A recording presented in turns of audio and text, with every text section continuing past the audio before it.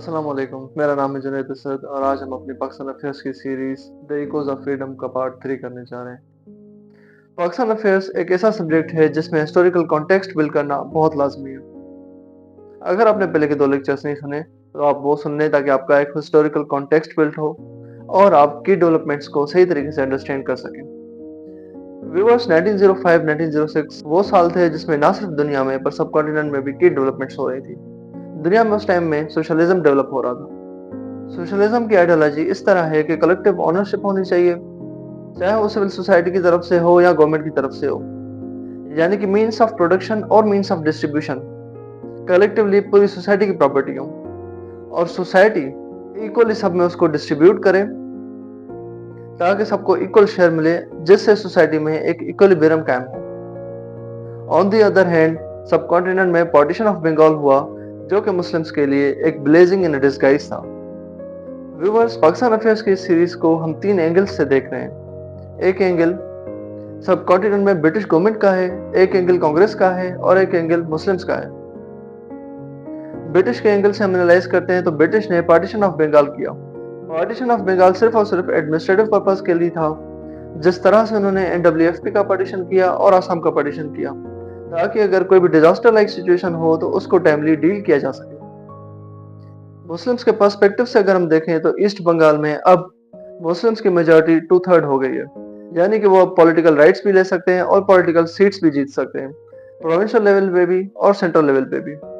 اس time میں سر سید school of thought یہ سوچ رہا ہے کہ بنگال کے مسلمز کے رائٹ تو سیکیور ہو گئے کیونکہ اب بنگال کے مسلمز اپنے رائٹس لے سکتے ہیں اور ان کو پولیٹیکل ریپرزنٹیشن بھی مل جائے گی، لیکن مسلمان جو باقی پروونسز میں سکیٹرڈ تھے ان کا کیا ہوگا؟ سر سید اسکول آف تھاٹ اس سوچ کو لے کے اپنی لیڈرشپ کے ساتھ ایک پراپر ڈسکشن کرتا ہے۔ On the other hand Congress as a political party وہ ڈونیشنز پہ ریلائی کرتے تھے۔ کلکتہ کے انڈسٹریلسٹ اور لائرز ان کو ڈونیشنز پرووائڈ کرتے تھے۔ بنگال اس ٹائم میں ہب آف انڈسٹریز تھا، وہ برٹش کیپٹل بھی تھا اور بنگال میں موسٹلی انڈسٹریلسٹ، لائرز، بار کاؤنسلز، پرنٹنگ پریس آنرز سب ہندوز تھے۔ پارٹیشن آف بنگال کے بعد ویسٹ بنگال کے لوگوں نے جو ہندو میجورٹی ایریا تھا یہ شو کیا کہ کانگریس کی لیڈرشپ میں اب ان کو کوئی ٹرسٹ نہیں ہے اور انہوں نے کانگریس کو ڈونیشنز دینا بند کر دی، جبکہ ایسٹ بنگال میں جو مسلم میجورٹی ایریا تھا وہاں پہ بار کاؤنسلز، لائرز ایسوسیشنز، انڈسٹریز اور پورا سیٹ اپ علیحدہ بننا شروع ہو گیا تھا۔ اکنامک ہٹ کانگریس ان سارے ایشوز سے پریشان ہو کے سودیسی موومنٹ اسٹارٹ کرتے ہیں۔ کانگریس نے یہ نیریٹو بلڈ کرنے کی کوشش کی کہ برٹش نے جو پارٹیشن کیا ہے وہ ڈیوائڈ اینڈ رول ہے اور انہوں نے ایک ان ہولی ڈویژن کی ہے۔ اس کے ساتھ ساتھ انہوں نے گاؤں کا ایگزامپل دے کے کہا کہ بنگال کو ڈیوائڈ کرنا ایسا ہے کہ جیسے گاؤں ماتا کو 2 حصوں میں تقسیم کر دینا، جو کہ ایک ریلیجیس ایتھنک نیریٹو بلڈ کرتا ہے۔ No doubt swadeshi movement British imperialism کے خلاف ایک بڑی موومنٹ تھی، لیکن اس ساری موومنٹ کو ایتھنک ٹرن دے کے کانگریس نے ہندوز اور مسلمز کے بیچ میں ایک دیوار کھڑی کر دی، جبکہ یہ سارا ایشو کانگریس کے مانیٹری بینیفٹس کے لیے تھا۔ کانگریس کے اس سارے موو کے بعد مسلمز نے یہ ریئلائز کیا کہ ہمیں کانگریس سے کوئی بھی امید نہیں رکھنی چاہیے اور ہمیں گورنمنٹ کو ڈائریکٹ اپروچ کرنا چاہیے۔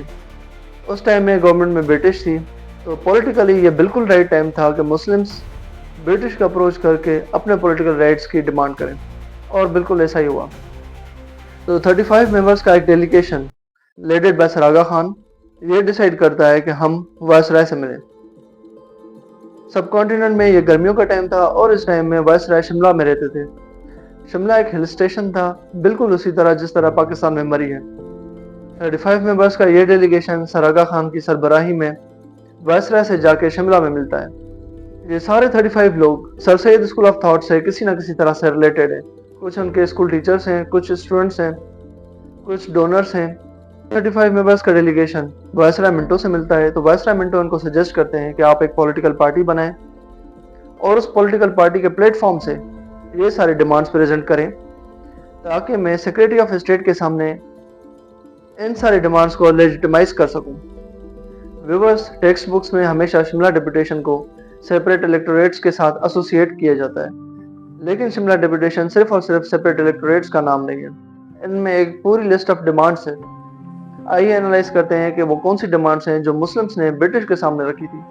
1892 ایکٹ کے تحت وائسرائے کے اندر دو کاؤنسلز تھیں، ایک ایگزیکٹو کاؤنسل اور دوسری امپیریل لیجسلیٹو کاؤنسل۔ مسلمز جب امپیریل لیجسلیٹو کاؤنسل کے بارے میں ڈسکس کرنے لگے تو انہوں نے کہا کہ امپیریل لیجسلیٹو کاؤنسل میں سیٹس پرسنٹیج وائز ہیں، لیکن ہم برٹش سے یہ ڈیمانڈ کرتے ہیں کہ وہ ہماری پاپولیشن سے زیادہ ہمیں سیٹس دیں تاکہ ہم اپنے رائٹس کو پروٹیکٹ کر سکیں۔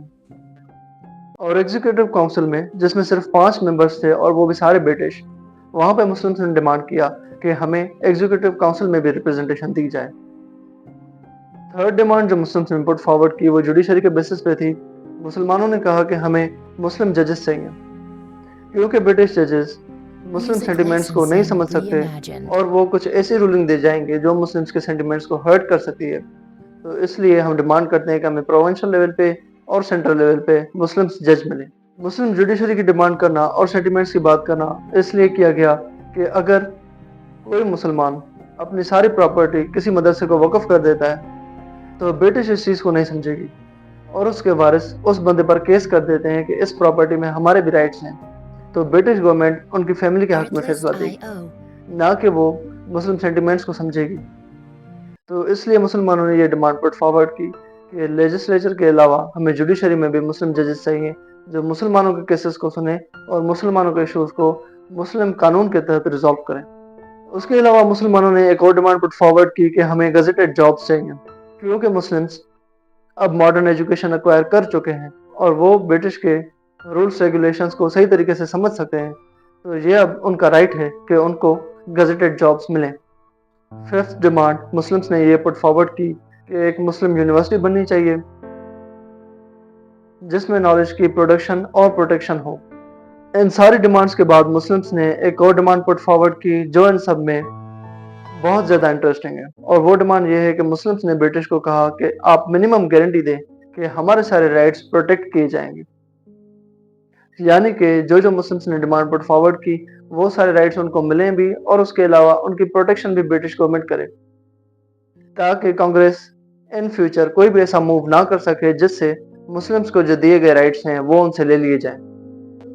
مسلمز نے جو امپیریل لیجسلیٹو کاؤنسل میں اور ایگزیکٹو کاؤنسل میں جو ڈیمانڈز پٹ فارورڈ کی ہیں، ہم ان کو سیپریٹ الیکٹوریٹس کہتے ہیں۔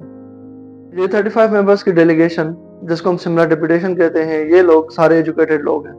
ان کو پتا تھا کہ برٹش ساؤتھ افریقہ اور دوسرے ریجنز میں کیا کر رہا ہے، اور ساؤتھ افریقہ سے ہی سیپریٹ الیکٹوریٹس کا کانسیپٹ آتا ہے، جہاں پہ ڈچ، بلیک اور برٹش نے سیپریٹ الیکٹوریٹس کی ڈیمانڈز کی تھی آن دا ریسیکل گراؤنڈز، پر مسلمز یہاں سیپریٹ الیکٹوریٹس کی ڈیمانڈ جو پٹ فارورڈ کر رہے ہیں وہ ریلیجس گراؤنڈز پہ ہیں۔